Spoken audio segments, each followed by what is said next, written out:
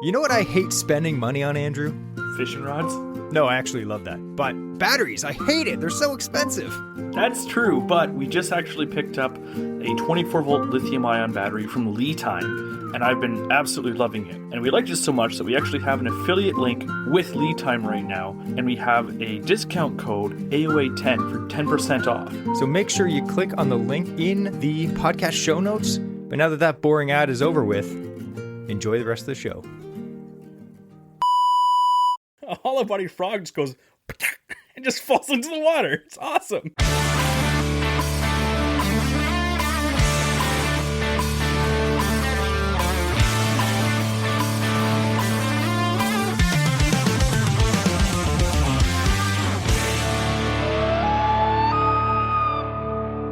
Welcome everyone to another awesome episode of Fishing Loons, brought to you by Average Ontario Anglers.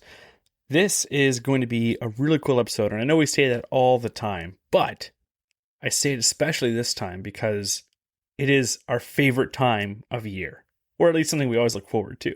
What is it, Jesse? Frog season. Absolutely. And we don't mean the season where frogs come out. That's a bit earlier. But yeah, we're talking about the season where you actually start using frogs to catch big old bass. So we're excited to talk about, again, frog fishing this episode. In fact, this episode is special for another reason, because it's brought to you by Lunker Hunt. Now, I don't know if you guys know this, but Lunker Hunt makes some pretty cool frogs, and they have a new one they released this year as well that we're going to get into a little bit later. But first off, as tradition always states, Jesse has an interesting fishing fact, and he's promised me that it's awesome. So we're going to keep the theme of being awesome this episode. Oh, that's a lot of pressure to live up to. In reality, I have no idea what he's going to say. It could be trash.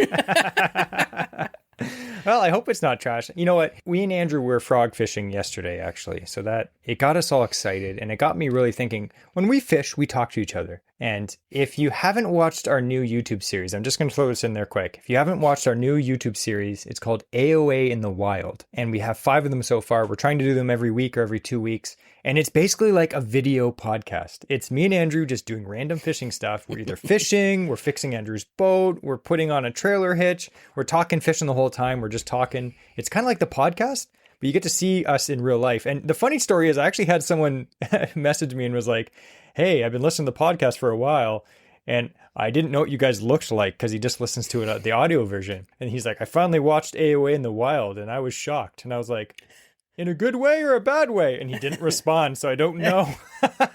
It was a bad way. Yeah. But anyway, to bring it back around, me and Andrew always talk when we're fishing, and we got talking about frog fishing because that's what we were doing. And it was kind of slow, so we were talking. And I think one of the topics we came up with was about frog color. And we were like, does it actually matter? You know, because we have a whole bunch of frogs, a whole bunch of different colors, and we all have our favorite color. But when it comes down to it, a lot of people are very opinionated on frog color. So I thought we could talk a little bit about that, discuss kind of a little bit what bass actually see underwater. Now, we don't know for sure because we're not bass and we can't talk to bass or communicate with them, but I thought we could talk a little bit about some research that this one biologist or zoologist did on bass. So his opinion on bass, or his best guess, is probably way better than what me and Andrew could have done. So does lure color actually matter? So we all know, we look through our tackle box, especially Andrew. Andrew has this massive tackle box. You're looking through it and there's like everything, especially like some of the lures that Andrew likes. He has multiples of them in different colors and sizes. And sometimes the variances of colors are like similar. He's like, no, that's bluegill with orange belly, not white belly. Does it matter? I just want to say what Jesse's mentioning is unfortunately 100% factual. It's also what I bring with me like every single time I go fishing. So like there's baits that I have at home that don't come with me every time. This is a tackle box that I literally take with me. Yeah. Well, exactly, right? So he has thousands of baits. So maybe he has to really listen to this. So this information is actually, it's scientific. So, you know. What is this, an intervention now? I didn't sign up for this. You're my captive audience. You're under contract. If Andrew voids his contract, he goes to jail for 6 days. So there's this guy named Keith A. Jones, and he wrote a book. It's called Seeing Red, Color Vision in the Largemouth Bass. Sounds exciting. Probably is pretty tough to get through, but I'm going to kind of summarize it for you because it's very interesting. So for years, many anglers often say that bass don't see color. They only see movement. A lot of old timers will say that. They'll be like, it doesn't really matter what color you use, just use this. You know, a lot of musky anglers will be like, just use black. That's it. That's all that matters, right? But it's not exactly accurate. So the more people have started to actually research fish, among other things, the more they're learning. This guy that wrote the book, Seeing Red, Color Vision in the Largemouth Bass, he actually shows that bass can detect different wavelengths of light and distinguish colors. So they can see colors, but the one thing is they don't see colors the same way that we see colors. And I think that's the main flaw. Like you may look at a lure and be like, wow, this looks like this, because that's how I see it in the air with my eyes. Bass don't have human eyes, and bass don't see things in the air. They see things underwater. So it is different. The other thing is not even just the factuals of what they see, but we may see a lure that looks like a specific thing, but is that what the bass sees? So oftentimes we're going to talk about weedless frogs today. We're going to get more into this. It looks like a frog. To us, it looks like a frog. You're like, oh, it looks exactly like a frog. It has frog legs, it has frog eyes, it has frog-like colors on it. But when a bass looks up at it, is that bass seeing a frog? What do you think, Andrew? I think no. And part of me is not so much the color, but it's my personal opinion that bass don't see the detail as much as we like. We look at something and we're like, oh wow, you can see the outline of the little arm with little froggy fingers on it. Like a bass, I don't think would ever look at that. They're just I think mainly they see movement or an object and they see a silhouette. And I personally do think the color does affect some stuff. We'll find out if I'm right or wrong on that. But yeah, I don't think they have an eye for detail like we do. Exactly. And again, there's obviously like different situations in like super clear water, super pressured fish where they may get a good look at your lure. But if we're talking about, say, frog fishing, oftentimes, and we're going to go into this more, you'll chuck your bait out. As soon as it hits the water, that fish just blows up on it instantly. That fish didn't look at the thing before it hit it. It just hit it because it hit the water and there was movement. So where we may see a frog lure, for instance, a bass may say, does it look like something alive? Yes, it does. It's squirtling along the surface. Does it look like something it can eat? Fish are not intelligent. They see something that's moving. They want to put it in their mouth. They want to eat it. They see it as an opportunity to eat it because a bass is a predator. That's one of their main things that they do every day is finding food. And they have to be aggressive about it because there's other fish too that are going to not give them the chance if they can get to it first. So that's the main thing. The problem is we should be thinking like a fish, not like an angler, because all the lure companies out there want you to think that all those details matter, like Andrew said, but they probably don't. So being underwater, it actually changes a lot of things. We've talked about this before in the podcast, but the lure you see above the water is not exactly what the fish sees.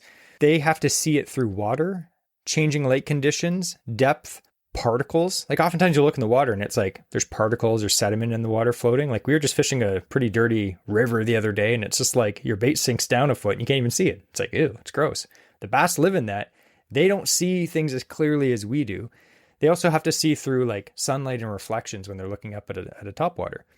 And water also filters light. As light penetrates water, different colors become harder to see.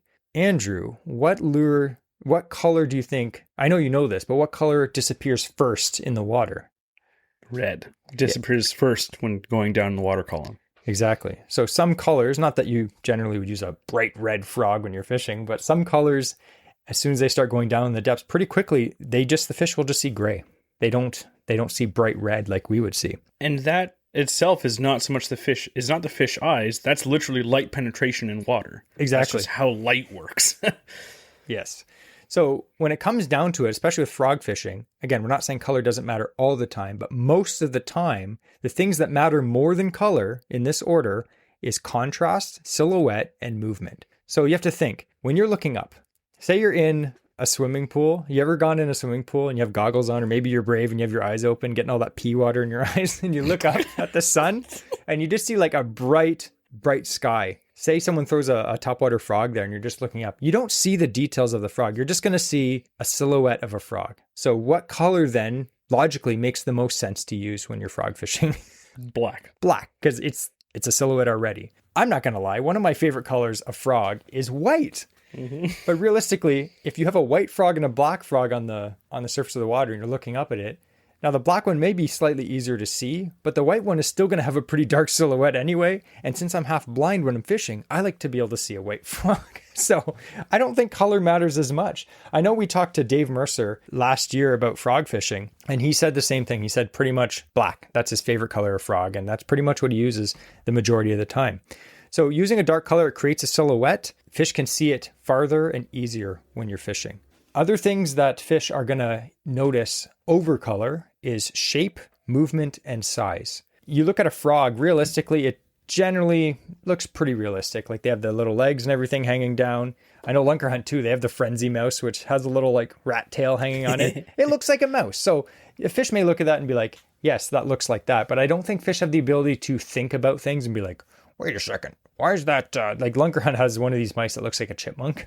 It's like, they're not going to be like, oh, wait, a chipmunk. But that tail has no fur. Yeah.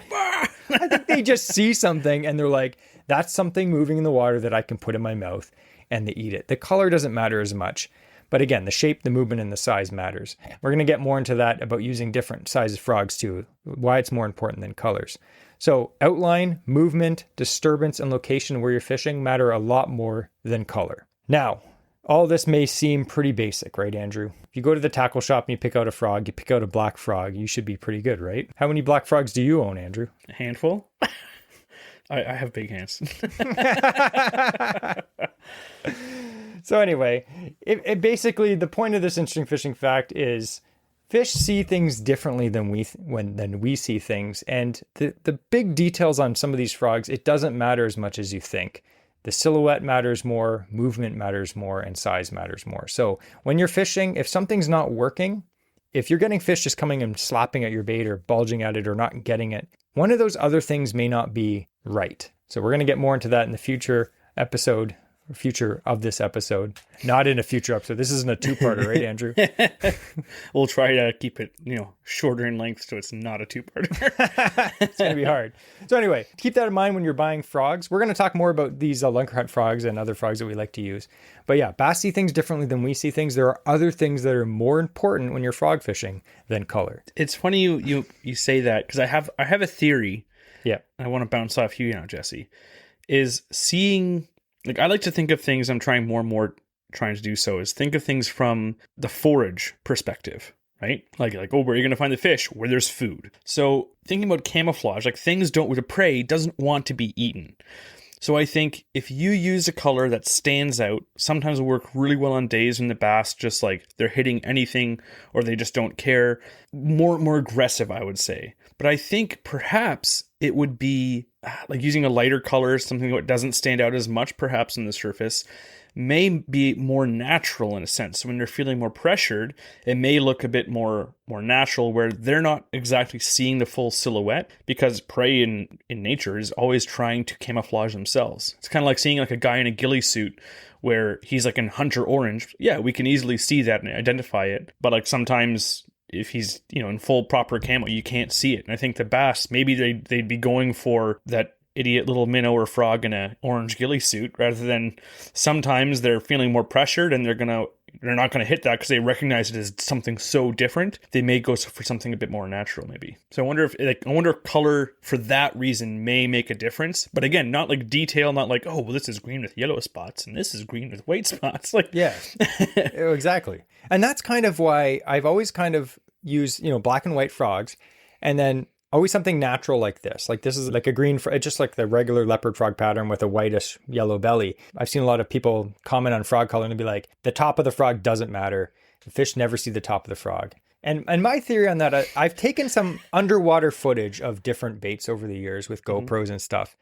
And one thing I noticed when you walk a frog, now frogs don't sit perfectly flat like this. They sit like this. Okay. So right away you can see the belly. Obviously, the belly matters, but you're also seeing the sides of the frog and the back of the frog at certain angles. Now, if your theory is that fish only see the bottom of the frog, that would mean that the fish are always directly underneath the frog looking directly up.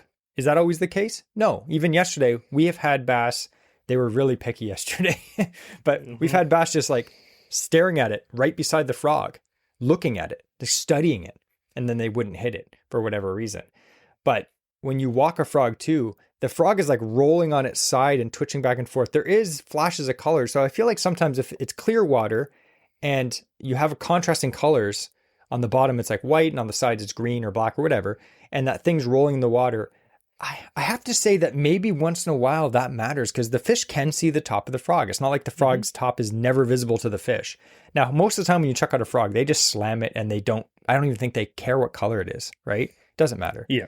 So I would say in general, pick the color of frog that you have the most confidence in. Like black and white, we all know they work good. We all know black works. But when it comes to frog fishing, this like leopard frog pattern, that's classic. It just looks like a frog. For a long time, I only ever bought natural because I like fishing natural baits. I like finesse. I like all this stuff I like to think that I can outsmart the fish into thinking that, you know, as dumb as I am, I sometimes like to feel smarter than some things. So, but I feel like even this frog, the natural colored frog, I mean, how can you go wrong in that situation? It looks real when they're being picky. And if they're just being aggressive, it doesn't matter anyway. Yeah. So anyway, that's kind of a long gotten to the main topic, interesting fishing fact. But you can tell how passionate me and Andrew are about frog fishing because we've been doing it for so long. And like I grew up fishing frogs like in thick slop, and it's simple, but at the same time, there's a bunch of little tweaks that can make you better at doing it. Mm-hmm. Yeah. And to be a little annoyingly scientific again, Boo. Talking about not being able to see like the top of the frog or the color coming up the sides of the frog. Even if you have a topwater and it's sitting there, the fish are only seeing the bottom of the frog. The way light refracts underwater, they actually, like when they're seeing their vision of cone, as soon as it breaks the water surface, it goes even wider. So they can see even further because of light refraction due to the water. So if they're seeing the bottom of it or looking from the side, they may actually be seeing like from this side, top half of the frog, slightly a bit more than we think. Is it really that big of a deal? Probably not, because it's such a minimal height. But maybe. We're just frog fishing is simple. We're about to talk about how we can overcomplicate it for all you guys. Yes. Let's jump into our main topic, which we already have. Frog fishing. Yay! Ribbit. Jesse gets bonus points for keeping it very on brand with our main topic today. Yeah. I wish we could actually know. The thing is when people are like, scientists have studied this, they're just making their best guess. They don't actually know what a fish sees. I like your they did tests to see what colors fish respond to. Like, what do? Put some in like just white light and others they sent to a rave and are like, look, they like to dance. Like they got excited by the blue and pink lights. I wonder what kind of weird experiments they did. I should have read that whole book, but it was too thick. I should have read the book to give you guys an accurate, knowledgeable statement, but instead I just gave you my opinion. I summarized just like one chapter of it because it's like, imagine writing a whole book on bass vision. Like that's pretty intense. I gotta print that out and put it on the back of my toilet. Toilet book. He'll finish it in a day. That's why Andrew takes so long in the bathroom. I'm learning. So let's talk about some topwater baits. With frog fishing, again, that's obviously our topic today. But many people think, like even I know both our dads, for the longest time, were like, could not conceive of a hollow body topwater frog catching a fish. Yeah. Right? It was like live frogs or nothing. Like yeah. My dad used live frogs all the time back in the day. Yeah. Which it used to make me like, not squeamish, but like it's hard to see him try and pull the hook out of their face. Like use a worm or a minnow. It's like, okay, I kind of feel bad with a minnow, but like whatever. But like a frog is like, to me, it's like, it's a higher being than a worm. They can blink and that conveys emotion somehow. I'm like, aw. Yeah, it's pretty sad. And I'm glad it's kind of like not really a popular thing anymore. It's pretty barbaric. But yeah, like my dad, when we started catching fish on frogs when we were younger, my dad was like, what'd you catch it on, a frog? I was like, yeah. He's like, what kind of leopard frog? I'm like, yeah, plastic frog. He's like, those work? Yeah, they work. I thought they were a gimmick. So when it comes to topwaters, you have frogs, which we're going to get into their purpose, but we love also, we've had episodes talking about whopper ploppers, walking baits, a buzz bait. Like these are all topwaters that work great. But there are some times that they won't, and a frog will outperform them or just be hands down the only thing you can throw, right? So some of these exceptions is you have heavy cover. Bass are going to be in wiry fish in this area because bass will sit underneath that canopy of vegetation. We've talked before where when you look at the surface and it looks like it's choked with weeds, that's not the same underwater. If you got 4 foot of water and there's a bunch of weeds on the surface and cheese mats and all this stuff on top, there is a bunch of nice, dark, cool, open water underneath. So during these really hot summer days, you'll have these fish that are just sitting underneath there because the water can be like a couple degrees cooler, even though it's still in the shallow section or in the shallows. It can be cooler under the weeds than out in the open. It gives protection from, predatory birds and stuff like that. So they feel secure, and it's great territory to ambush from, which largemouth bass are ambush predators. So there's a few different reasons why you would have to fish an area where a treble hooked bait like a whopper plopper or a spook or something like that is just impossible to fish. And even a buzz bait, you get surface weeds that are dead or lying on top. It just gets tangled around because it has a spinning blade on it. It just won't work. It'll stop performing, within a couple feet of trying to cast that. Yeah. Like we were saying yesterday when we were fishing, some places you fish, it's the only bait you can throw. Like you can't even flip the stuff. Some of this stuff is so thick. If you flipped a bait in there or punched it through, you'd be pulling weeds off your hook every single cast. No matter how well you Texas rigged it. Yeah. So when fish are in this area, like Jesse said, that's the only thing. And the reason why is hollow body frogs, they guard their hook points. So you have just the design of it. It's hollow body will compress, expose the hooks that are there. But otherwise, when you're casting, you can actually, the weeds just kind of glance right off. They usually come to a nice point in the nose. So it passes right through all the vegetation or debris that's up on the surface. And you don't have to worry about anything getting caught or snagged. So you can fish this cast over cast over cast without having to pick stuff off. And it's really nice, actually, not having to pick weeds off. Yeah. Sometimes I cast it just because I'm sick of time to put on a weedless bait because I hate this. Especially on a lake, there's a lot of boat traffic and all those chopped up weeds just sitting on the surface. And it's every single time you get that strand that's into your propeller, the spy bait, or into whatever. I should be able to cast these baits, and it's just annoying. So I'll just put on something weedless. I don't have to worry about it.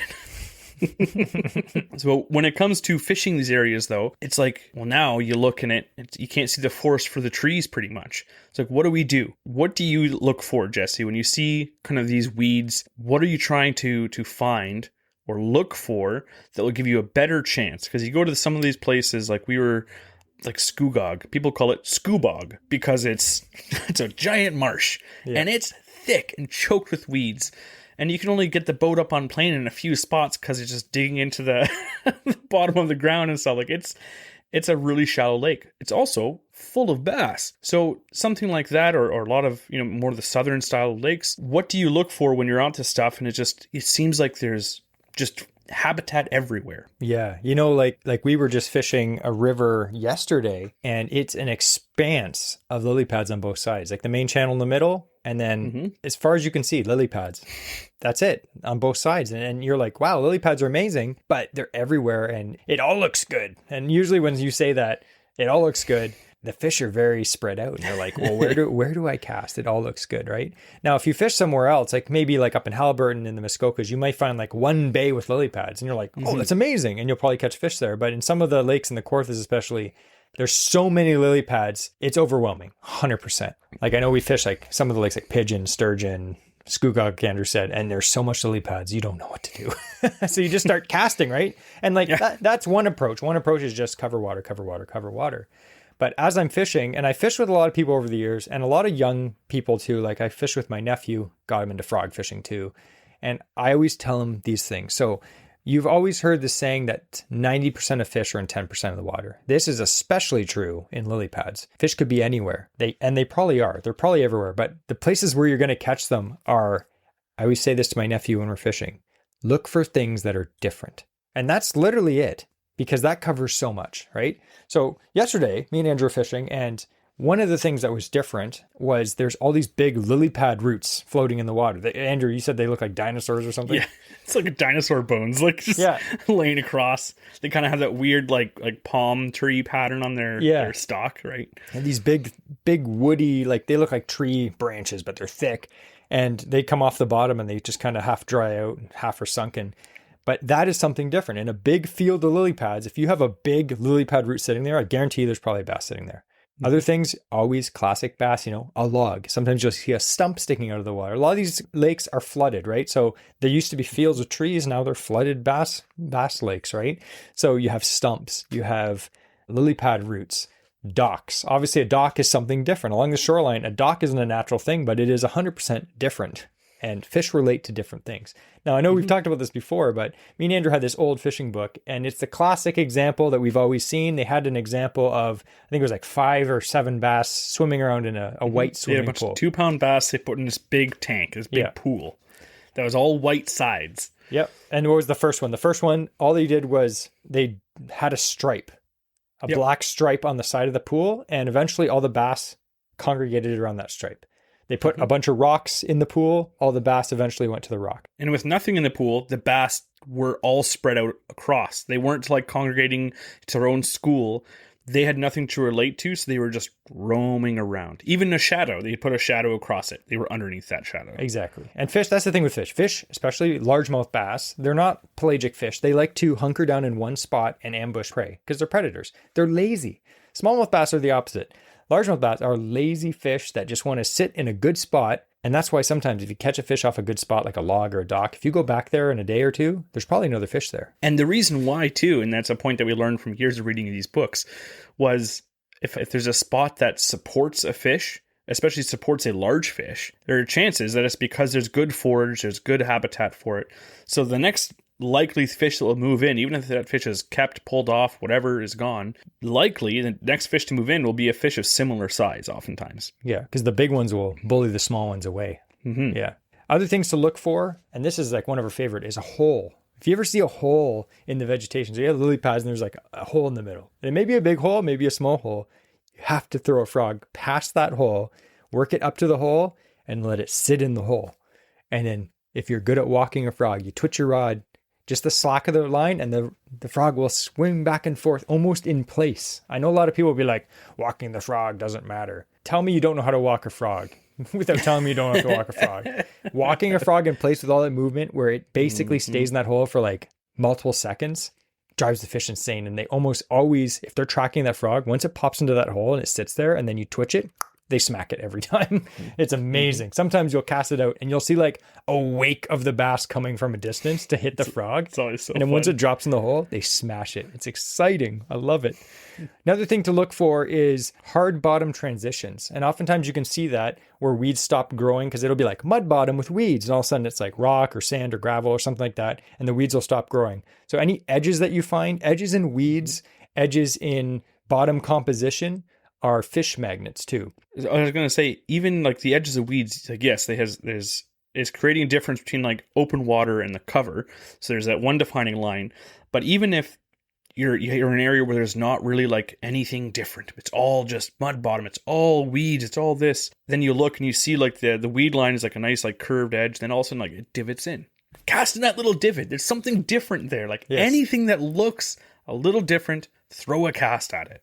It doesn't have to be like huge and different to us, but just that is something where it gives them a reference point. It's like if we're lost in the woods, but you're like, oh, I saw that giant rock that has a huge split in the middle of it, something distinctive, you'll know, you can relate to that. You know where you are again when you're walking by it. You know that you walked in a circle. Fish like to know that too.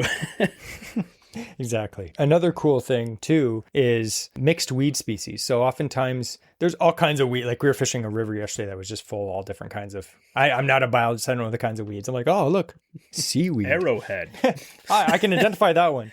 But you'll see sometimes lily pads, and then all of a sudden out of nowhere, there'll be like a bunch of like cattail reeds, and then there'll be some arrowheads. And sometimes when they mix together, it's like arrowheads and lily pads. I find those spots are really good. You know what I love of mixed weeds? What? There's two things. One, I like duckweed only because I love seeing a bass blow up through duckweed because it's like such small little leaves that your frog can like, it fishes like it's open water. And then you see that big boil and all the duckweeds like spread because this bass just like boil in the surface. And you're just leaving lines on the surface. Yeah, it's so good. Yeah. But one of my favorite things that I always find I have success with is the two different types of lily pads. Because we have the small like dollar pads and we have the bigger lily pads. And oftentimes you'll have like on more of the northern lakes, where you kind of have that one singular bay, like you were saying, that has like just, you know, it's not weeds across the whole lake. Oftentimes you'll find these small little lily pads. And then in like one little section, you might have that secondary species, the big like dinner plate sized lily pads. And around those, if you find those two together, I always find that's a good spot for it too. Absolutely. And another thing I'd like to mention too is when you're trying to find a pattern of where the fish are, sometimes you'll be like, and I caught one on a lily pad root. I caught one on a lily pad root. And then as you fish down, you catch another one on the next lily pad root. That may be the pattern for the day. The fish that are actively biting are on wood or lily pad root. So you can, at that point, maybe you're in a tournament or you're just like facing against your buddies, you're going to drive your boat around and find lily pad roots or find bays that have a lot of them in it, and you will catch more fish. One time I noticed, it was a few years ago, I was fishing a very big bay full of lily pads, and I normally fish these big expanses. I fish the edges and the holes. I was fishing those big areas. I was catching nothing, and I was like, what the heck is going on? I normally catch fish by now. And then I whipped out a cast on this big flat that was like 3 feet deep max, and there was just like little patches of lily pads spread out, like 10 lily pads, like the big ones. And then nothing, just like sand. And then like 10 lily pads. I whipped out a frog, first cast, boom, 4-pounder. I was like, oh, wow, that's weird. It's in the middle of a big flat and a sunny day. And I started going around. I chucked out another little cluster of lily pads. Boom, 2-pounder. I was like, whoa. So I just started doing that and I started catching fish. And then once I caught those fish, I went and I fished the big expanse again. Nothing. So like whatever reason, try to find the pattern and it can really make you successful. Sometimes, let's be honest, sometimes I have no idea what's going on. You just have to fish everything. So that's a good point, is where should you throw your frog? Like we talked about, looking for something different, absolutely. But until you find out what that pattern is, throw it at everything. Sometimes they are underneath that cheese, and you cast into the middle of it, across it as deep as you can, you reel it in, and you pop it, and you feel like that can't even work this frog properly. That's fine. Sometimes they blow through and hit it, and they may not get it in their mouth because they just, slapped it 7 feet away, but that was cool to watch. But sometimes, they're right on the edge of the weeds only. Sometimes they're right at like against shore in the weeds. You got to cast to the back of that weed bed. Sometimes it's like Jesse said, it's like with wood and timber or near the rock. So sometimes like cast at everything. It's a weedless frog. That's the beauty of it. You can cast it wherever. So keep doing that until you hopefully can find a pattern for the day. Or even certain lakes will have patterns that generally work. They can still change from day to day, but some lakes, it's like, the fish really like timber on this lake. They really like this. And oftentimes, it's whatever the lake has the least of is what the bass will relate to. Mm-hmm. And I'll add one thing, too, about where you should fish or how you should fish frogs. This is something I hear a lot of professionals talk about. And it's something I'm really trying to like incorporate more into our fishing, Andrew, anyway. It's casting angles. So now what that means is think of the average angler going up, say like you're fishing a shoreline. 95% of people going up that shoreline are going to fish the spot. Say there's a log in the water, lily pads. They're going to make the same cast. And by that, I mean, they're going to go up the river and be like, and they're going to cast at it right at the front of it or on the right side, maybe on the left side once, and then go on. That's it. Those angles of the cast are going to be the same for 90% of people fishing up the bank. Bass get accustomed to things, especially if it's on like, say, a pressured, like maybe it's near a boat dock and everyone's like, well, I'm trolling. I'm just going to, make a few casts at this one lily pad or this one stump. And everyone that fishes that day fishes that log, and that bass has been caught 20 times. And he knows that when a lure is swimming this way through the water, it's bad. He gets to visit the aliens, right?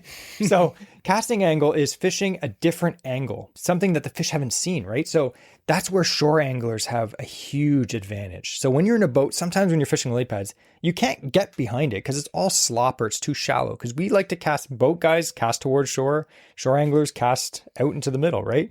Shore anglers have a huge advantage. And I've done a lot of shore fishing with frogs over the years where you're walking along the bank, it may be marshy, you have rubber boots on, you have waders on, maybe you're brave and you're just like wet wading in leech infested snapping turtle raw areas. dogging for the leeches. Disgusting.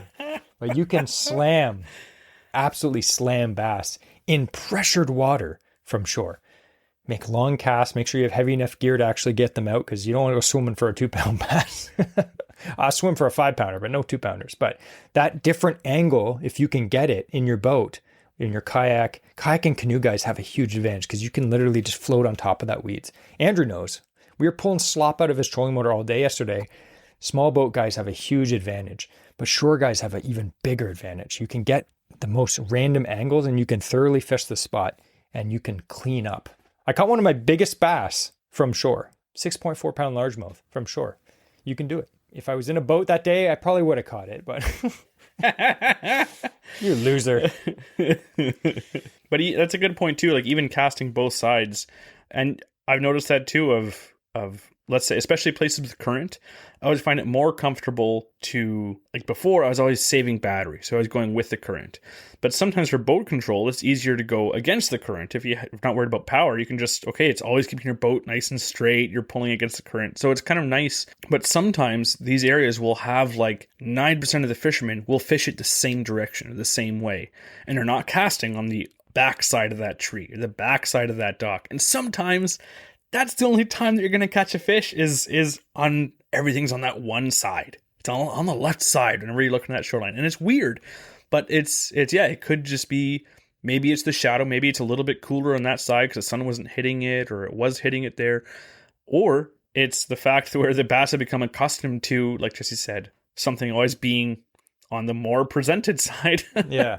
And I think one thing is like the rules of the road. We drive on the right-hand side here. Guys will do the same when they're fishing. You launch and you start fishing at the right side and you go up, and then on the way back, you fish the left side going down. It's like, okay, try doing the opposite when you go fishing. Go on the left side, and on the way back, go on the right side. You'll get a bunch of different casting angles at different times of the day, and it definitely can help you clean up. So I got to tell Andrew to do that next time. He doesn't listen to me when he drives the boat.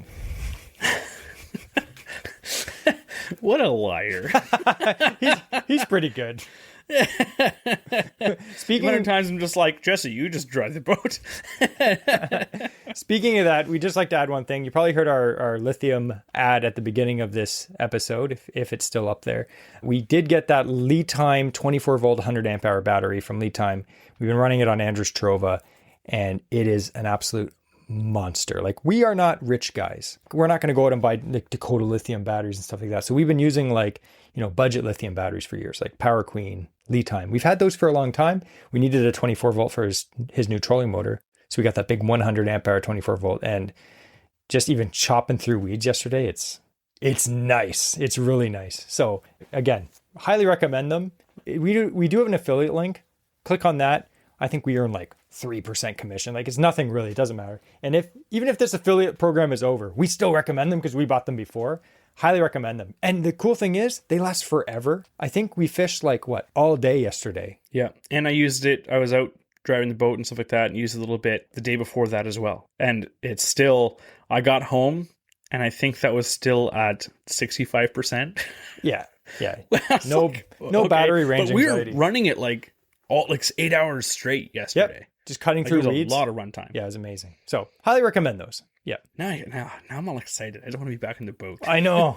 I will add one thing. It is nice to have a big battery that you don't have to worry about the runtime on it. Like, even in my Sports Pal, I ended up getting the 100 amp hour battery, and it's like you can use it, and you have the Bluetooth so you can see the charge. That is a huge thing too, because it's like you can look at it and be like, oh, I've only used 40% of it. I still have 60% because you get to use like 99% of the charge, right? So it's like, oh, good. I can get a whole nother day out of it if I wanted. So you don't have that battery anxiety. It's like, oh, we're good. We can fish for multiple days. Getting back to when we're using our battery and cruising around in the lake, fishing frogs and shallow cover. What are some other things that you like to cast at? Yeah. Batteries. Don't drop your batteries. It's only for salt water. Don't only jump them in some salt water. So we talk about the casting and stuff like that. But when you're looking at what you want to throw your frog at, it's not just like a slop or just surface weeds bait.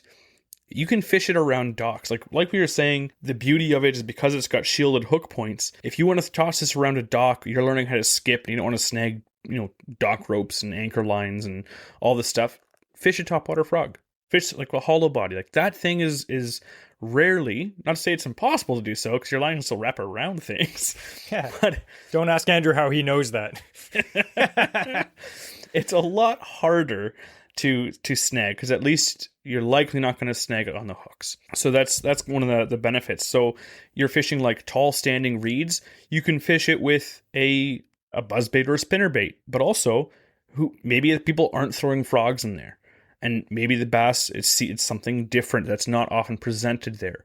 Could be, like Jesse was saying, small pad clumps. Doesn't have to be giant weed beds. You can fish around some sparse weeds, little like underneath docks, like we were saying, flipping. Timber. I love fishing frogs around timber because there's so many times where like a tree is like in the water. You're seeing about 30% of it above the water.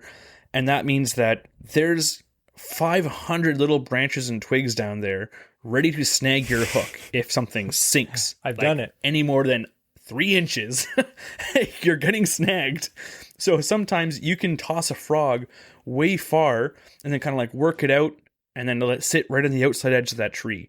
And because it has, gotten their attention further back than where another bait could be presented, there's a good chance that they're going to hit that frog. They're going to follow it out and hit it. So stuff like that. Don't be afraid to fish this, wherever you want to fish a hollow body frog. You can even fish them in open water. If you only have one of these, and that's like the walking bait that you have, is a hollow body frog that walks well, fish it out in open water. Yeah. You'll be okay. Yeah. I caught a smallmouth yesterday, fishing it at the bottom end of this little river coming in. No weeds, just open water. I'm like, I don't have to worry about snagging into the shallow riffles. I'll just cast it way up in this river, let it calm down, and I just nailed a nice little smallmouth on it. Beautiful. Hollow body frog for the win. Yeah. And yeah, one thing I recommend though, if you're fishing open water frogs, is get the popping frogs. The popping frogs walk really good. And when you walk a frog, we're going to get into this a bit later, but when you walk a frog, you just give your rod tip short little taps in the slack line, and it actually makes the frog walk back and forth. It's not like big walks like a Zara spook. It's very subtle walks. It kind of like just spits back and forth and pivots. You can fish it like a popper and just boom, boom, or you can short tap and walk it back and forth, or you can just like fish it like a frog kicking across the water. The popping frogs are amazing and they work great open water. And the only thing I'd say is your hookup ratio on frogs is obviously not going to be as good as, say, like fishing a popper with 2 exposed treble hooks. But the advantage is, like Andrew said, you can just go down the bank and fish everything. If you have a popper on, you're like, I don't want to cast there because I'm going to lose it. And it's like, I'm not going to risk it. With a frog, I'm like, I don't care. I'm casting. I'll cast up on shore and then pop it back in the water. Yesterday, there was this floating picnic table and upside down, and I whipped my frog out and it landed on top. And I just like hopped it in the water. I'm like, the natural approach, Andrew style. Andrew always does that. Unlike hard baits, which will get damaged when they hit a rock, a hollow body frog just goes and just falls into the water. It's awesome. So you can fish really close to shore. Yeah. And I will add, I know we talked about this on an episode a few years ago, I think, but there was this one trip when the fish were so shallow at this lake up in like Bancroft area. It's like clearish water, but and not super heavy, like lily pad cover, just little dollar pads here and there and some little reeds and stuff and arrowheads. But we were fishing hollow body frogs, and what we found was the fish were so close to the shore that if you dropped a frog, like cast it on top of in the water and it made a splash, the fish would just spook. You just see like your lure hit the water and then a big wake swimming away, and you're like, missed that fish. So what Andrew started doing, and I copied him obviously, is he would cast up on shore and then slowly twitch it and then just like hop it into the water. 1 twitch, 2 twitch, boom, fish blew up on it. And I was like, okay, maybe that's a fluke.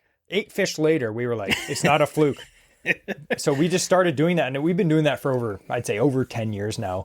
And it's sometimes that's the deal. And like, it's so surprising, even in super heavy, thick weeds, sometimes these fish will be in 6 inches of water right against the shore. Like it'll be like duckweed and you'll cast your bait out, hop in the water, and the fish just, it's like it knew it's there and it just blows up on it. And it's like, you almost like don't have time to react because you were not expecting it at all. But you got to be ready. Drink caffeine. It's crazy sometimes like how shallow, again, we talk about how shallow fish will be. If you're fishing a lake that has, like, especially, if you're up Bancroft area or higher, you have a lot of the cedar trees lining the sides of the river or the lakes up there. And they often have like tree branches that are coming down fairly low to the water that extend 3-4 feet over the water's edge from like where it meets the shore. A frog or something else that's weedless you can skip, but frogs are perfect for it. Like Jesse is saying, you can cast it right up underneath into shore, practice skipping it. The frogs skip pretty well because it's just a round ball. It's woo goes in.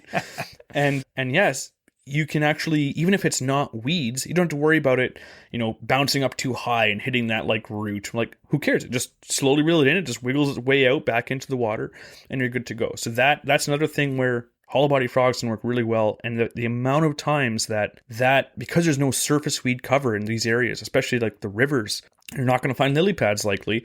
And a majority, 99% of the river, there's no lily pads. But there's a little bit of subsurface weeds right close to shore, and then these tree branches overhanging. The tree branches are the surface cover. So that's where they are. They're right in against the bank. So it's shocking. Never pass something up. Exactly. These are weedless for a reason. They're Cast them weedless, everywhere. but they're also branchless, you know, Yes. grassless, stalkless. Yeah. To be fair, I have Rockless. Yeah. I have snagged some hollow body frogs, and Yes. usually when I snag them, they get wedged in between something. When I'm casting on, it's like, oh, yeah, I hit the shore and it wedged between two rocks. I'm like, dang it. Goes right between that split of the two, the boards in the dock, just like thunk, right in between the two. Well, at least too, if you're trying to skip frogs and you hit like a guy's pontoon, it doesn't make like ding, like a tungsten jig. It's just like gong. just a little. What's that noise? Like, oh, okay. Some of and we've already talked about like, you know, different myths of frogs. Like there's a lot of misconceptions, I should say. And so things like, oh, they're only good for lily pads. We already talked, cast them everywhere. They are effective. They're easy to fish around all kinds of stuff. People think, oh, it only works in the early morning or late night just because that's when they're hearing frogs out there. Frogs exist all day long. And they often just start cooling off in the water midday. Guess who's eating them? Yeah. Bass. Sometimes the best time of the day is like midday. Yeah. I have a theory about that. And I know a lot of people are like, oh, early and late in the day is good for topwater. I don't really consider weedless frogs as my main topwater category because I find myself, when I'm frog fishing, and I do it a lot, I catch a lot of fish in the middle of the day. Like I honestly think the hottest time of the day, full sun, that's the best time because that's when all the bass are buried under lily pads. And that's where I want to fish them, right? So like oftentimes in the morning, when I'm in my canoe or in my kayak that I used to have, I'd fish this big, you know, flat with lily pads, and I'd be paddling there at like, you know, 5 a.m. when it's just getting bright. And you'll see like activity in the main channel. You'll see fish swimming around. But as soon as the sun comes up, where do they go? They go under the lily pads. So why would I be fishing the lily pads when the fish are out hunting and cruising in the main area? I'm not saying there's no fish in the lily pads, but the fish are more actively moving around than when the sun comes up. They duck under because they can't wear sunglasses, right? So that's when I would go and fish the lily pads in the middle of the day. And dude, I've had some great days. Like it'll be like, you know, 12:30, 1 p.m. in the afternoon, just 35-degree blazing sun. You're like, oh man, you know, you hear like the crows coming for you to pick you apart because you're almost dead. And yeah, you're smashing bass. It's awesome. Yeah, even like, yeah, like Chris said, hot sun. Now sometimes, like yesterday we were out, it was hot sun. We did get a little bit of activity. It was a slow day overall. But that doesn't mean like we still go out. Just because it's sunny, the heat in the sun isn't what deters us from going frog fishing.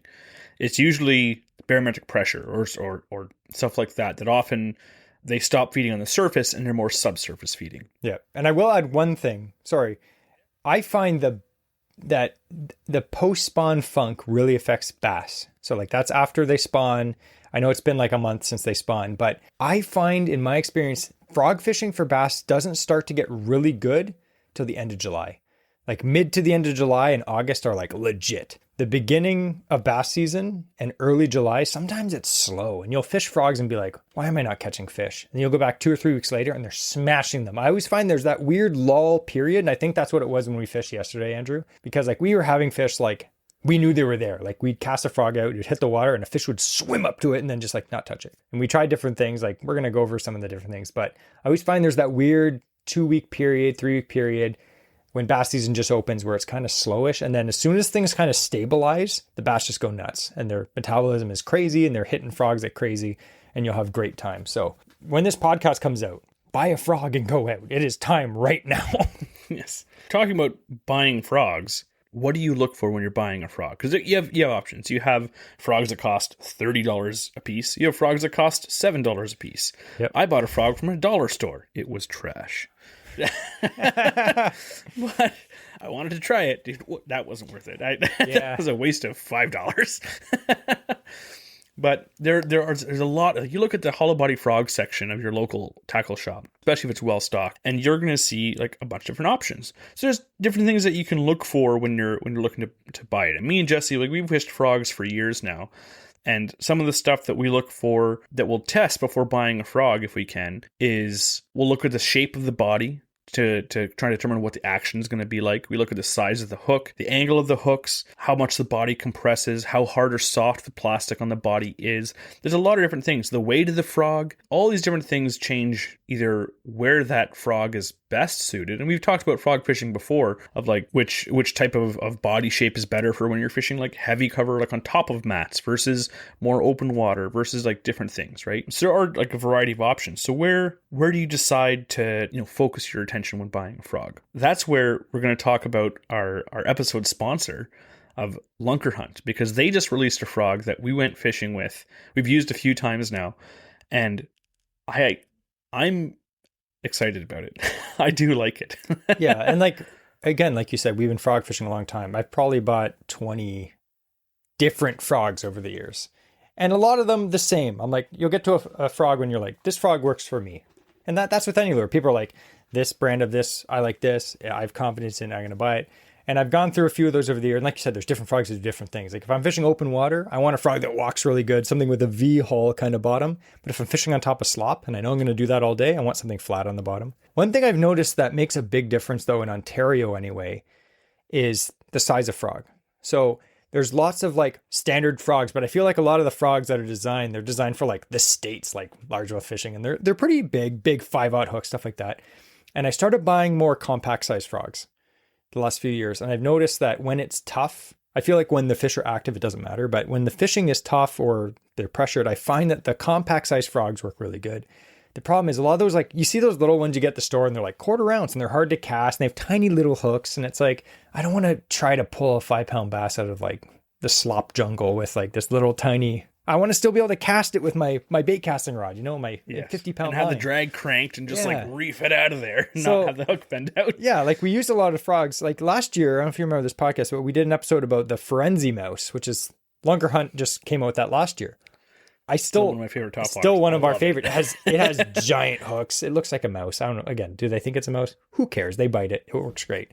But yeah, they came out this year with a new one, and we used it a few times already. And at first I was like, there's some cool features to it, which we'll talk about, but I wasn't sold because I'm skeptical. I'm like, okay, whatever. But we do like it after 2 times using it. And it is the Rumble Frog by Lunker Hunt. Now this, if you can see the size comparison, it's a compact frog, I'd say. I don't think they market it as a compact frog, but it is smaller in comparison to a normal frog that you'd buy, right?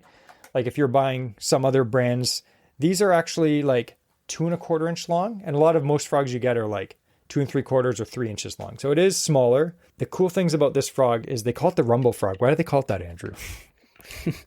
Because there's a rumbly and it's tumbly. It has like a bead inside of it.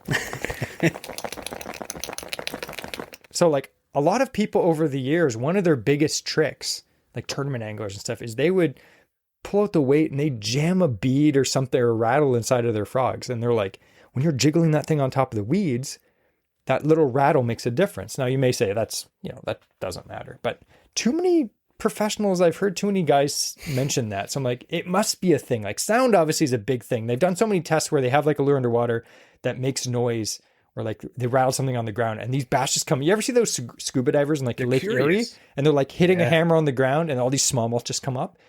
Yep. They're curious. And I feel like a frog with this little rattle in it, it's not super obnoxious. It's subtle, but it's definitely there when you're working it. It's not like when you're twitching it 50 feet away, you can hear it, but you can definitely feel it inside. It's a cool feature. I don't know of any other like big brand frogs that have a rattle inside of them. Yeah, to just come out like with it ready to go. Yeah. Yeah, you don't have to modify it, which is nice. And even like you were saying about size, so they have 2 different sizes of the Rumble Frog. They have the 2 1/4 inch, which is a regular size one. And then they also have, it is a 1 7/8. This thing is fantastic. And it's a little bit smaller than the other one, but it's like we were fishing this one, and the hook size is actually perfect for if you have like a heavy action spinning rod. If you don't have, again, you're not fishing like super heavy slop with that still, because you still have to get the fish out.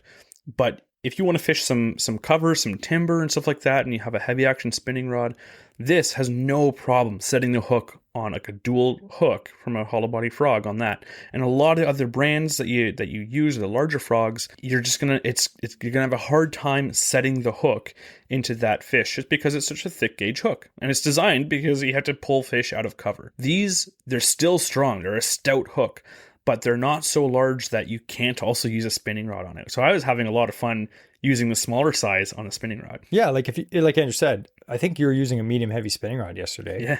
So like if you are someone, we talk a lot about fishing gear and combos, but I get a lot of people message me and they'll say, oh, I like the episode about spinning versus bait casting. That was great. I don't like bait casting. And I don't think, and I'm like, yeah, I get it. Like, I love bait casting, but I understand why someone might not like it. It may be a bit daunting. And you may look at all these frog fishing videos on like YouTube and be like, oh man, all these guys are using bait casters. Bait casting is superior for frog fishing, 100%. But spinning is definitely doable. Andrew does it all the time. Andrew's like, he'll just grab like a stiff spinning rod with, 30-pound braid on it. And he's like legit chucking these little frogs like under docks and stuff. And he pulls them out.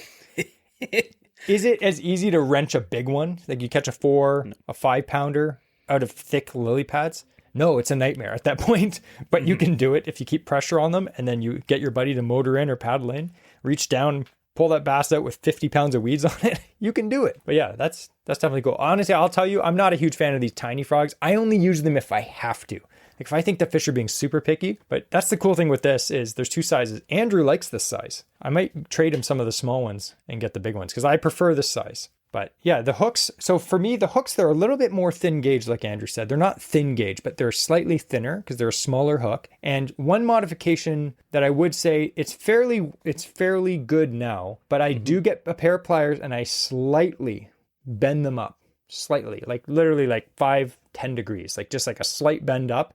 It's still completely weedless. And I find the hookup ratio is even better. The hookup ratio to start was very good. I was impressed.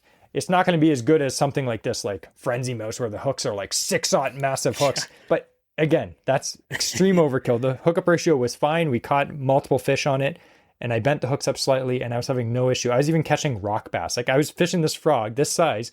Rock bass were coming up with their tiny little mouth, and I was sending the hook, and I jacked them double hook through the top of the mouth. So That's awesome. I caught a smallmouth. Again, I was using the smaller one on a spinning rod, fishing open water, and I caught a smallmouth on it. No issue at all for setting the hook on that. And I will say, like I was fishing them. I didn't modify the hook on mine. I wanted to see how they were, how they were doing right out of the box. They are very well protected. Those hook points. I know some of them, and again, different frogs have different purposes, like we said. But if you want something that you don't have to worry about casting around structure, these are a good option because the body comes up fairly high. So like Jesse said, even if you bend them up a bit, it's even still weedless. So that's a really big plus for these. If you are either new to it or you really don't want to get any snags, that's a good option. It's a good design. But the bodies is very soft, very easily collapsible.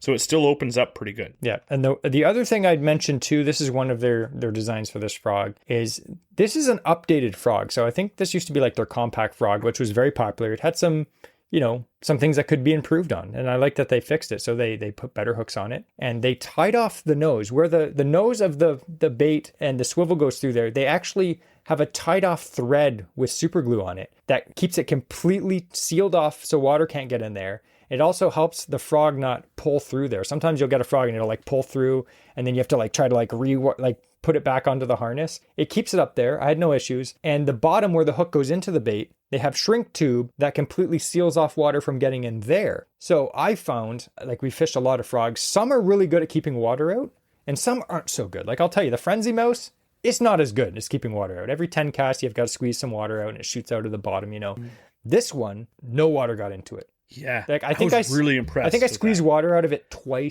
or 3 times all day. That was it. And it's funny, the peel's on the top of the head like a whale. It's like, so it's weird when you grab a frog and you squeeze it when there's water in it. A bass will grab it, it collapses and it's pulled underwater. So when it re-expands, it's full of water. So when you squeeze it, you'll have like water shoot out the butt normally, or where the hooks are is where the water will squeeze out. So it's funny because Jesse goes to it's like, oh, let's get that out. It's like, it just shoots him. Shoots me right in the eye. It's pointing at him. Yeah. I didn't see the little hole in the top and I just squeezed it and it shot right into my eye. I was like, oh great, swamp water. Now I have malaria. But yeah. They're great. They're great frogs. I actually like them. And one thing for me when I pick up a frog is I know it's a good frog when it walks good. For any reason, I'll tell you, like honestly, when I first few casts with this frog, I was like, man, it doesn't walk good. And I was kind of disappointed because I'm like, size-wise, it's good. Hooks are good. Every other feature is good. It's got the rattle in it. I'm like, I was stoked. And I'm like a frog snob. I was like, it doesn't walk good. It's not... What walks great is the Frenzy Mouse. Walks incredibly easy. Very easy, yes. This one I found after fishing it for a few hours, it takes a very subtle slackline twitch to get it walking. But once you get that cadence down and you figure out how to walk this frog, it doesn't take long. It walks really good. You can get this thing to literally pivot in place in the water. You have to use I have to get more used to using compact frogs because they work so good. I'm used to using a bigger frog and I can tap the rod a little bit easier, or like bigger taps, and the thing will walk back and forth. This thing is way more subtle. Just slight especially the twitch. smaller one too. Yeah. Just very light and fully slack. So you don't even want to feel the pull of the bait. You just need to like just straighten the line. Yeah. That's it. You're and tapping that this thing slack. is walking. It's awesome. Have some slack in your line and then tap your rod down. Like say, I always picture this. I saw a guy explain it like this, and you hit a drum. Like I'm not a drummer, but you have a drumstick and you hit a drum and it hits the drum and then the drumstick bounces back up. So don't just twitch your rod down, twitch it down and up on slack line. So like slap down on the slack and then go straight up. And that little like slack in the line that you're twitching forward, once the frog turns once and you hit the slack, it'll slap it to the other side. It'll slap it to the other side, slap it to the other side. Once you get the hang of it, it sounds hard. And when you see someone do it, you're like, that looks amazing. And then if you try it a few times, you're like, man, I can't get this. Put a frog in your hand, go down to a dock or fish from your boat and just practice doing it. Once you get the hang of it, it's like riding a bicycle.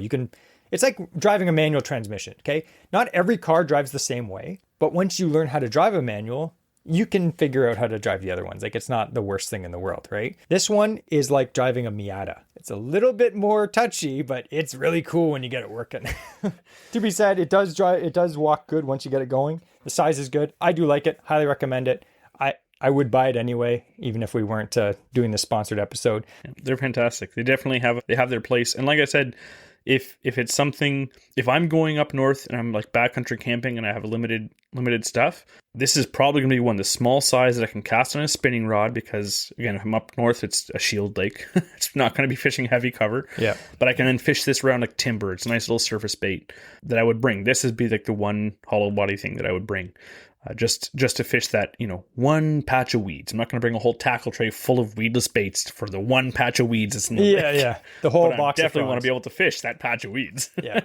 And just to add, with the Lunker Hunt, they have these new Rumble Frogs are part of their Black Series. So their Black Series is like, we talked to them at the fishing show, and their Black Series is basically like their high-end tournament grade series. So all the components are like high-end. The stuff is all like tweaked to be like, extra good.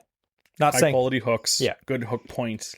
So they have a whole bunch of new plastics, jerk baits, other baits that are in this Black Series that look really good.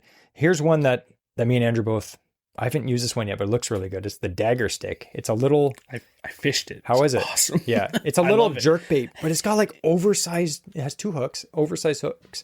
Really sharp. It's like see-through perch color. It looks like a high-end jerk bait. Like this, you don't think this is like 10 or 12 bucks. Like this looks really good for what it is. And the other one that is interesting, this is called the BLB. It's a forward-facing sonar bait. It's one of those baits, again, you do not have to have forward-facing sonar to fish this, believe me. I was just chucking it the other day and you chuck it out and it sinks, but it's imagine what it is. It's a sinking jerkbait without a lip. So as it sinks, it actually shimmies back and forth like this on the way down, which is super interesting. It's like a flashing all the way down, and then you jerk it and it jerks up, and then it shimmies down and it jerks up. It's a better minnow presentation for a flutter spoon. Like fish it like a flutter spoon, but it's a jerk bait presentation. It's a flutter spoon jerk bait, yeah. And it sinks, and it comes in two sizes. I haven't used it yet, but it looks really good. Like anyway, we're gonna link below all the Black Series stuff. Check it out. It's cool stuff. You can see it at your local Canadian Tire too and other stores. Highly recommend it, but definitely get a Rumble Frog so you can do this. Sounds awesome. Let's talk about some of the disappointing things about frog fishing. Because unfortunately, every good thing does have its downsides. So sometimes you'll have, like we were saying before, a fish will blow up on it through the weeds and send your frog flying, and you don't get that fish. Sometimes it feels like, it just came up, slurped off the surface, disappeared, and you're like, okay, set the hook, nothing's there. Like, there are times like, what just happened? There is a bit of a learning curve sometimes when it comes to effectively fishing hollow body frogs. There's some big do's or don'ts. Jesse struggles with a major one. It's hard. setting the hook can be the hardest part because, like we said, oftentimes frogs, they have a very stout hook. And so you need to be able to get that to penetrate through the fish's mouth in order to actually hook the fish, right? But you can do it wrong. There's a lot of ways you can set the hook wrong. Oh, believe me, you can do it really wrong. You get too excited. You're fishing and you're not catching anything for a few minutes or a few hours even. Yes. And you get that blow up. And sometimes, like we said, it comes out of nowhere. It's always an exciting strike. It's always like, oh. Yeah. Sometimes you'll cast your frog, it hits the water. As soon as it hits the water, they blow up on it. And you're just like, oh, and you just jerk back and pull it right out of their mouth. Yep. It happens. But what happens, though, is you have to study what happens to your bait when a fish hits it. Because when you see that blow up, the fish doesn't necessarily have that fully in its mouth at that time. Explain, Andrew. So a fish doesn't have hands. Wait a second. So sometimes the fish will come up and their goal is to stun the bait. Like they'll do that with real frogs and stuff like that. Sometimes they'll come up, they'll have their mouth closed and they'll just headbutt it. Or they'll come up and they'll bash it with their tail. Sometimes they're not even actually trying to eat at that point in time. They just want to get it out of there or kill it or whatever. So sometimes it's just not even in their mouth to begin with. But other times they'll come up and any predatory fish, once something gets close enough, now bass aren't too bad, pike are atrocious for this, they have a blind spot right in front of their face. So they have to go full force at something and then just hope that they get it right. And when something's on the surface of the water and they hit it, they may not have that full frog in their mouth. Maybe they're going to have it and they headshot it and they have just the head. And your line's come at the side. And when you pull it, all it's going to do is pivot out of their mouth and out. Sometimes they grab it and they get the legs because they're dangling down when it's waiting and they pull it down and you set the hook and the legs just pop out. You're not going to hook that fish. But what the bass will do, and they do this whenever they're feeding, and they're very, very good at this. You know when you are eating like a snack and you like toss something up in the air and you catch it in your mouth, and you're like, that's cool. And I remember as a kid, I was watching my dad, I'm like, how do you do that? And I'd like waste half a bowl of popcorn trying to catch one. It's like, it was tough. Bass are masters at this. So they're not going to necessarily throw it, but they'll grab something. They come to the surface, they grab it. They know it's in their mouth, and what they want to do is get it away from either the bass that's behind them or just get themselves back to a safe point. So they swim back down into the weeds, and then what they do is they go and then they swallow it. Yeah. Then they put the whole thing in their mouth. Yeah. And that's when you want to set the hook. So you have to wait for the weight, they say.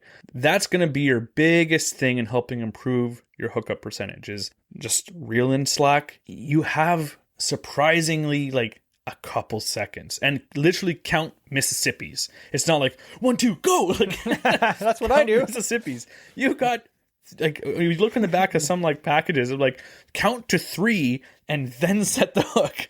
They will hold on to it. They feel something soft. It's got hard hooks. So bones are hard. They just feel something in there. This feels alive to them. And so they'll grab it. They go down, let them adjust it, let them orientate it in their mouth for them wanting to eat it.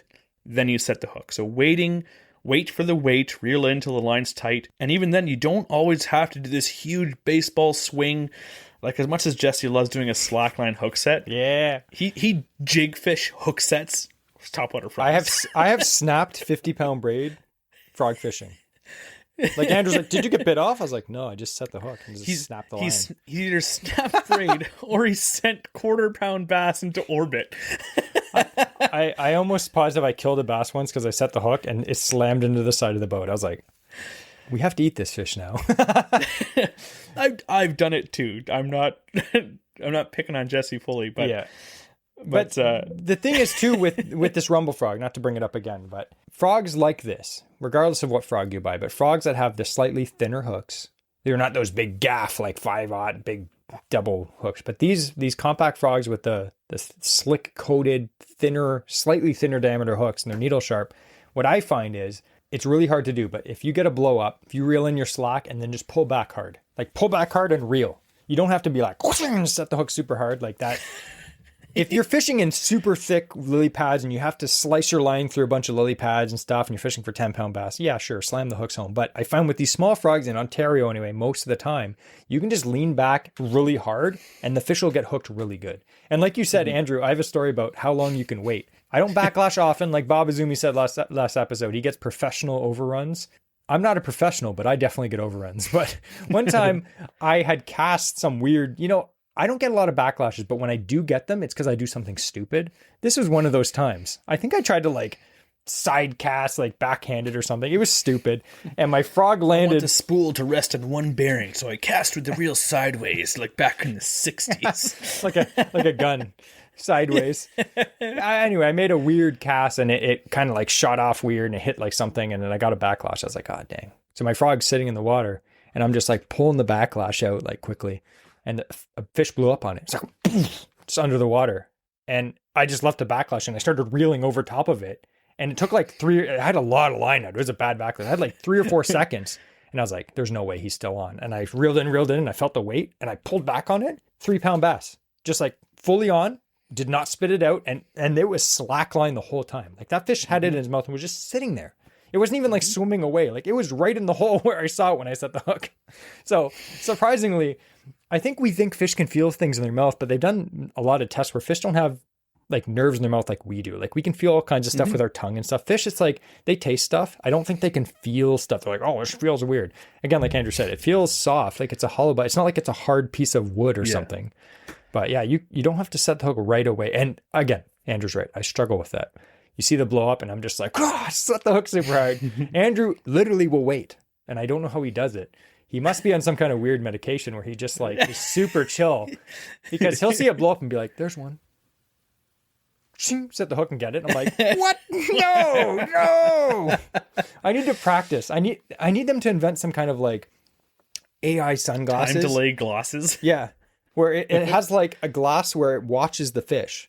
But then there's like electrodes that go into your arm. You know, the ones that like shock you when you get physiotherapy. So you can't control your body. So it's like whenever the glasses sees there's a blow up, it detects that. It just makes your arm go limp. You're like, arr! And then all of a sudden it waits 3 seconds and your arm just like jerks forward and you set the hook. Andrew, we need to get working on that. I wish we were smarter. We'd have so many. We're gonna make a frog rod, and it's called the taser, and it just has like it can detect when a bass blows up on it, and then it will just taser your arm so you can't move it. It'd be cool if the rod detects when a fish blows up on it somehow, and then the rod just goes limp like a rubber band.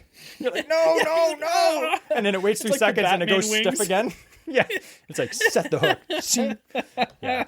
Or you can just, instead of inventing all this crazy technology, you can just try really hard to wait at least 2 seconds, and you will catch so much more fish. I pull so many fish out of fish's mouth, and it's not even the hookup ratio of the frog. It's me. Like Andrew said, Dave Mercer's a great example of this because he does a lot of underwater footage. And I've seen so much of his underwater footage where there's a largemouth and a guy flips a bait in the water and the fish grabs the back of the bait, turns its head, starts swimming down, and on its way down, it just like sucks it in.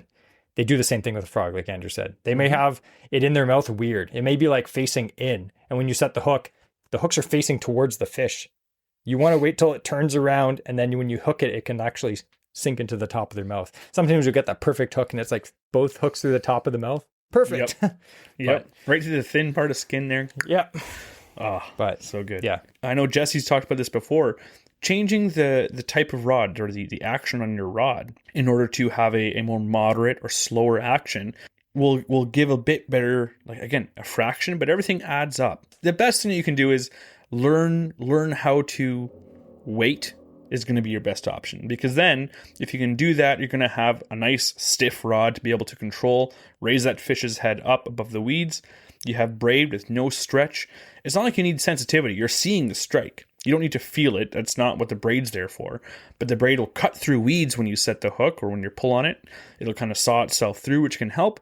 And also, you can instantly start to pull that fish up with your rod. So if you don't have to use a softer rod and stretchy line and stuff like that in order to still get your good hook set, you can just wait.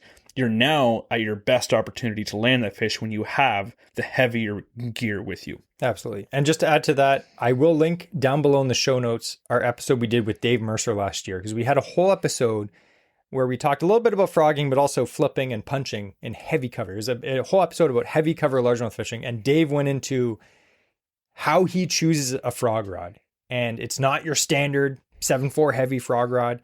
His frog rod is a medium heavy, long medium heavy. And he goes into depth about that. We're not going to get into it now, but I'll link it below. That is a must list. That is one of our best episodes. It is so funny. Even I listen to it. I do not listen to our episodes that often, but every once in a while, just because Dave is such a funny guy, and he has his own podcast too. So he was amazing to have on the podcast, entertaining. I laugh still when I listen to it. He's insulting Andrew the whole time, talks about frog fishing, and he's a local guy. He literally lives in the Kawarthas. He fishes frogs there too. Like, it was a great episode. So I'm gonna link that below. Make sure you listen to that one. It was amazing. A little bit more detail on braid itself. A lot of guys, they have their personal preferences, using heavier pound braid, using lighter. Like, I know we often put 30, if we're using like a medium heavy kind of bait caster, 30 pounds regular. But if we have our frog rod, we prefer 50 or 60, right? Some guys go all the way to 80 pound braid. Do you need that? Again, it depends on your specifics. There might be guys down south where they're like, oh yeah, 100% you need that because they're pulling half a flotsam with them, you know, whenever they land every single bass. I'm like, okay, Yeah. sure, you have a purpose for it. Yeah. But some of the kind of deterrents or using thicker braids is going to be easier to dig into the spool, and so you're going to have, perhaps it'll get caught when you're casting and stuff like that. It's rougher. Sometimes that can be good. It'll help saw it through grass. Sometimes you want coated braid. You can cast further. So there's a few different things that you can kind of rely on or you know, judge what you want to do.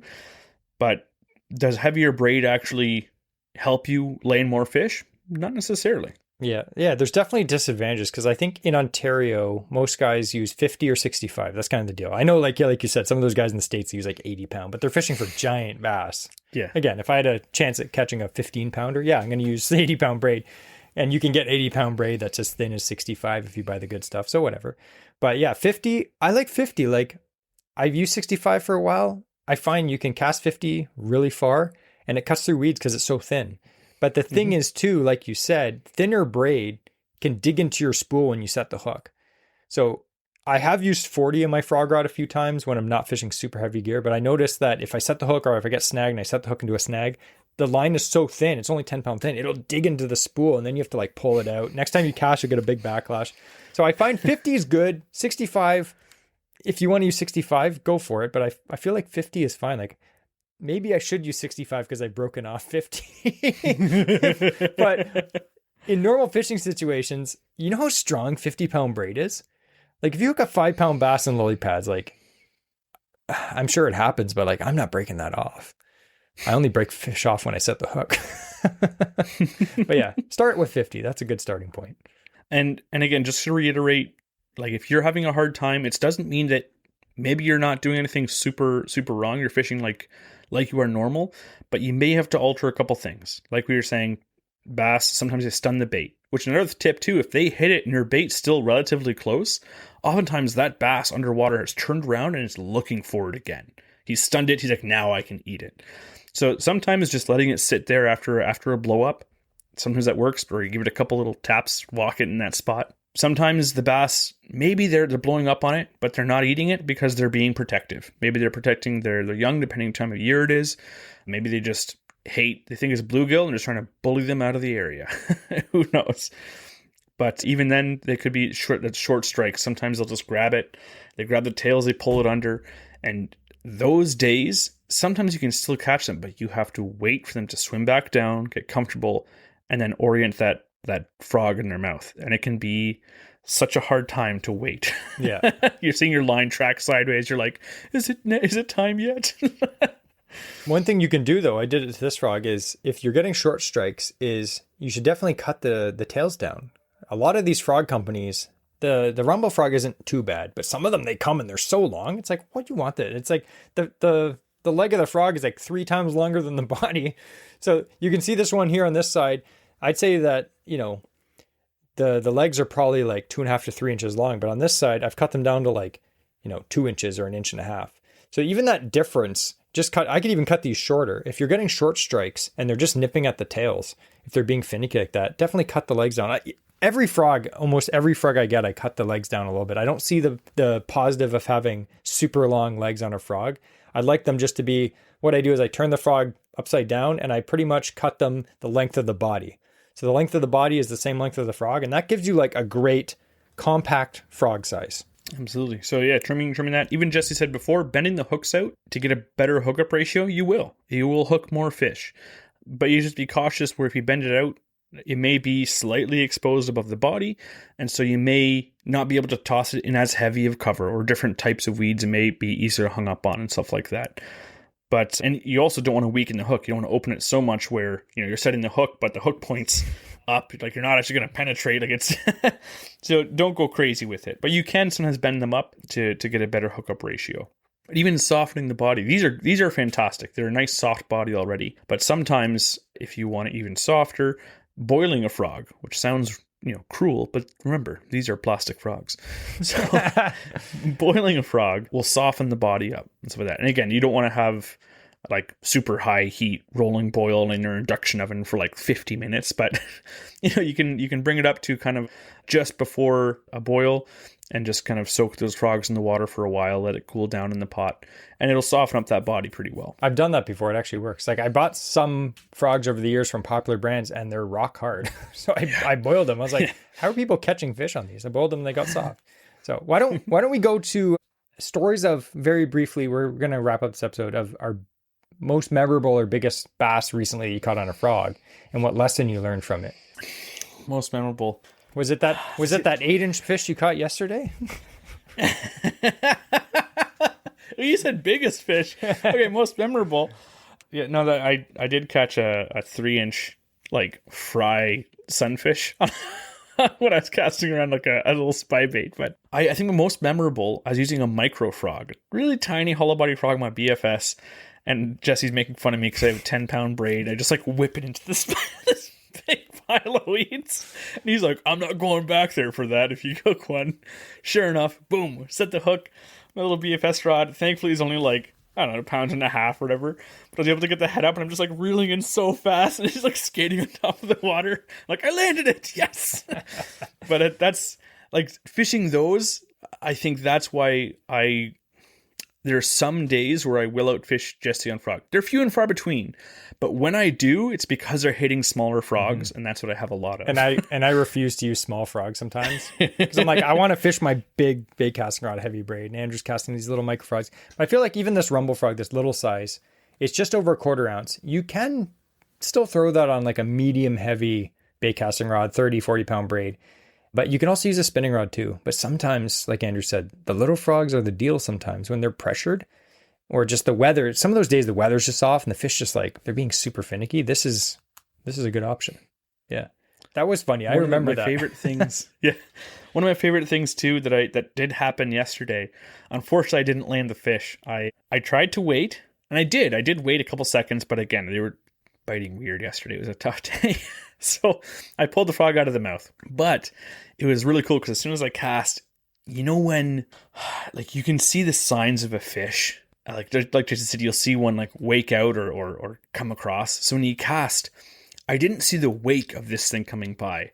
I just saw from like 6 feet away, all the lily pads just like just separate as this big fish just like rockets through the pads. And like that experience, and the strike wasn't vicious. It just came up and like slurped it off the surface and went away, but it shot over to it. So those things, like frog fishing is one of the exciting strikes that you're going to find. I think too, the biggest fish that I caught recently on a frog last year is I was fishing the section of river that I fish a lot. And the same thing, I chucked out a frog. It landed in the water right on the edge of this big line of lily pads. And as soon as it landed like on the few pads closest to the edge and I kind of hopped it into the open channel, I just saw like the lily pads just boil as a fish just started swimming towards it, and it's the water just like rippled and the lily pads like moved out of the way. The same thing.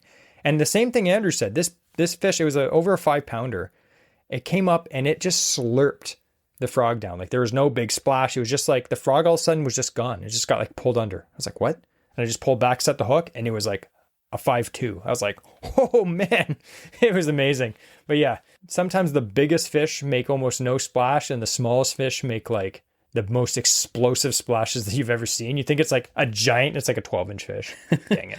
I always find it hilarious when you get like a big hollow body frog and a fish like they eat it and you're like, how did you even get it in your mouth? Because it just fits perfectly. And you're like, I can't even unhook this thing now.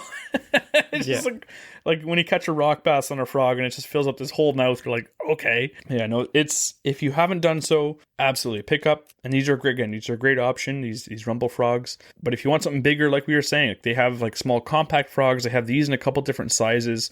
They have some with little legs on it for if you want like a really natural looking frog. So that there's a bunch of different stuff that they have, and they all work well. So, you know, buy them all or buy one. It's up to you. But at least get a few colors. As we learned, it may or may not make the difference. So we want to thank everyone for listening again to this episode. But we do have, as tradition always states, we're going to finish the episode shortly with something special. Well, not special. The regular. But in the meantime, I do want to thank all of our listeners. If you're listening to the podcast now, again, great. Share it with a friend. Send them your favorite episode. Send them a link on Spotify or whatever app you use to listen to it. Send them to someone where you think that either, you do the same stupid stuff these guys do, or you need to learn how to do this better, and we had a great guest on who explains it. So be sure to do that. We love getting your support on Patreon as well. It helps us cover the costs of everything as we, you know, pay for the recording studio and all that, or not recording studio, but the programs and stuff like that. And that's a big help for everyone who is already doing so. And be sure to leave a comment, leave a review on as well with the podcast. And if you haven't checked it out, check out our YouTube channel, because we also have some awesome content that we're posting regularly as well. We're doing better and better with that. So be sure to check out those. You'll kind of see what we're like out in the wild. You'll see us spend money that we shouldn't. You'll see us do things that we probably shouldn't. But you'll also get some fishing tips the odd time. So we're going to finish now with, as tradition states, the quote of the week. And to handle that is Jesse. Well, we have an announcement before that. Okay, fine. Jesse's quote of the week is, we have an announcement before that. No, again, we'd like to thank Lunker Hunt for sponsoring this episode. And again, we'd like to thank all the viewers. The better the reviews that we get, like you guys have been giving us, it enables us to get nice sponsors like this and get giveaways going too, which we're going to have some giveaways. Make sure you join our Patreon too, even as a free member, because that's where we announce all our giveaways. We have another giveaway coming up in the next week or two. But I'd like to add one thing. So we like musky fishing, obviously. So you know that every time we talk about musky fishing, we talk about Mike from Waterwolf Lures. They're made here in Ontario. We finally, after pestering him for probably about 1 or 2 days, he decided to help us do a collab color. So we collaborated with Mike from Waterwolf Lures on a musky color for some of his tubes. You know how much we love tubes? I said to Mike, how much we like natural colors. Yes. So in the Kawarthas, it's not like a lot of bright colors. It's a lot of natural colors. So I said to Mike, me and Mike talk on the phone all the time. And yeah, he calls me at work. He's like, you busy? I'm like, no. There's Jesse just kind of laying down on his bed, his feet kicking up in the air. He's like, hi, Mike. What are you pouring today? And Mike's just like on plastic fumes, like, hey. But anyway, long story short, he's like, what is something that you guys would want to do? And I said, Mike, what is one fish that definitely big muskie eat that's in all the lakes? We've all caught them. They're annoying, but no one really makes something that imitates them. And I said to him, rock bass. I'd love to see a rock bass pattern. So he said, let me work on it. I'll get back to you. Mike is actually a very talented artist. Like, he paints amazing patterns. So he came up with something. He had a great idea. He's like, I want it to look like a rock bass, but also like a juvenile smallmouth or walleye. So he came up with this color. It's called the red-eyed bandit. And just to describe this, if you're not watching the video one, it is slightly translucent. The inside is like a clear silver color. If you're looking on the inside of the tube, the bottom is white. It's got big red eyes, like a juvenile smallmouth or a rock bass. It's kind of this like goldish olivey color on the top, gold with this like, how do you describe the sides? It's got like spalted black scaling. Yeah. So it's got like some black scale pattern on it. So it's in between like a bronze back like color pattern, like the barring on a smallmouth bass, but also just kind of like that mottled color that you get with a rock bass. So it's really nice. Yeah. With kind of like the base, I guess if you had to describe it as one color, I would say green pumpkin kind of. But like a tradition, like a real green pumpkin where it has that, like just said, olive with some brown and stuff in there. And that's this thing. It's a great Great color, very natural looking, but also like a simplistic pattern that just looks like it'll just catch. I think we're going to get a lot of incidental catches on that one. Absolutely. Especially that one. Yeah, so that's the 7-inch size. So again, he has 7-inch, 9-inch, and the one that I've been holding up here is the 11-inch. This is a big boy tube that I use in the fall, but definitely check it out on his website. They're available now, unless they're sold out. They've actually been very popular. I'm surprised a lot of guys are like, oh, I need that. It looks really good. I'm excited. Again, I had nothing to do. I just had the idea of the rock bass. Mike is 100% the full artist this side. I was very impressed when he sent me the prototype pictures. I was like, that looks amazing. So if you're into muskie fishing, or you know someone that's into muskie fishing and you want to buy them a gift, definitely check out Water Wolf Lures. Again, they're made in Ontario, and get the collab color too. That looks absolutely fantastic. You know who else collabed on this too is Bobby Belmonte from 2B Guiding Service. So you know it's good if Bobby approves. Because he catches them. Also, Speaking of that, we did a AOA in the Wild episode 3 where we muskie fished with Bobby Belmonte and in the Kawarthas, and we slammed 2 muskie. I caught my first tube fish. Yeah, we didn't have that color yet, but imagine if we had that color, we would have caught so many more. 2. So anyway, the quote of the week: if you see a log, make sure you cast a frog.